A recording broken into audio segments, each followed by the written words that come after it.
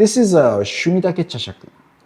Honestly, I didn't know what a Shumidake was in the first place. Tanimura-san from Suikaen, he called me asking if we wanted some Shumidake Chashaku for our shop. I said, I do want some Chashaku, how much are they?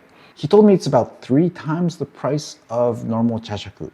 And I was like, okay, what's a Shumidake in the first place? So I learned a little bit about Shumidake, which was really interesting. I wanted to make this video to share a little bit about the fascinating aspects of bamboo in the first place, but about Shumidake as well. Here it is again, the Shumidake Chashaku. The shape of the Chashaku is the same, so nothing unique here. However, if you look at the design, there's a dark skin of the bamboo right around the center node. Each Shumidake will have this mark right around that center node. The placement's slightly different, the size is slightly different, however it comes like right around this area, and it gives this a fantastic, like unique character to the Chashaku. I was asking Tanimura-san, is this a type of bamboo? It's not a different type of bamboo per se, it's the same type of bamboo that only appears under certain circumstances, under certain conditions. And this is the really interesting part. In Japan, it's believed that bamboo flowers once every millennium. So once every 1,000 years, only once every 1,000 years, bamboos, they flower. When that happens, the Shumidake starts to appear. Isn't that fascinating? Now, scientifically speaking, it's not exactly once in every 1,000 years that the bamboos will start to flower. However, that's what the Japanese people believe, and that's what makes the Shumidake bamboo so special. The next part equally surprised me. When the bamboos flower, it's actually not a good thing for the bamboos. Firstly, when it flowers, it's not just 1 or 2 bamboos that flower.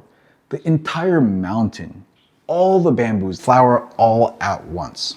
It's really not understood why this synchronization happens, but that's what happens. Secondly, the flowering of the bamboo, it usually indicates the end of the life cycle of the bamboo. The bamboo itself becomes weaker. So across the mountains, all the bamboos, they become weak all at once. And that's a very big deal for Chasen makers like Suikaen.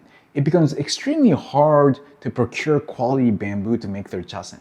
Again, it's around this time that you start to see bamboo like this, the Shumidake.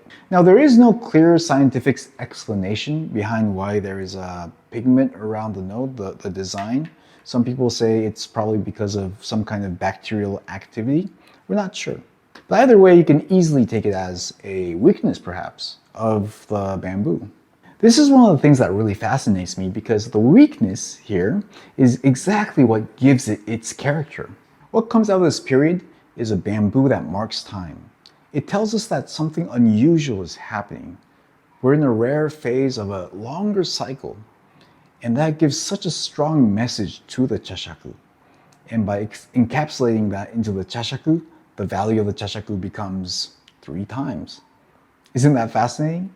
So it's almost like a mutation turned into a superpower, like Superman. So that's the end of the video. I hope you found it extremely fascinating.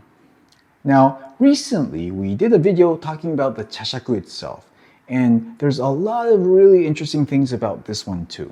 So if you want to take a look, please click the next link.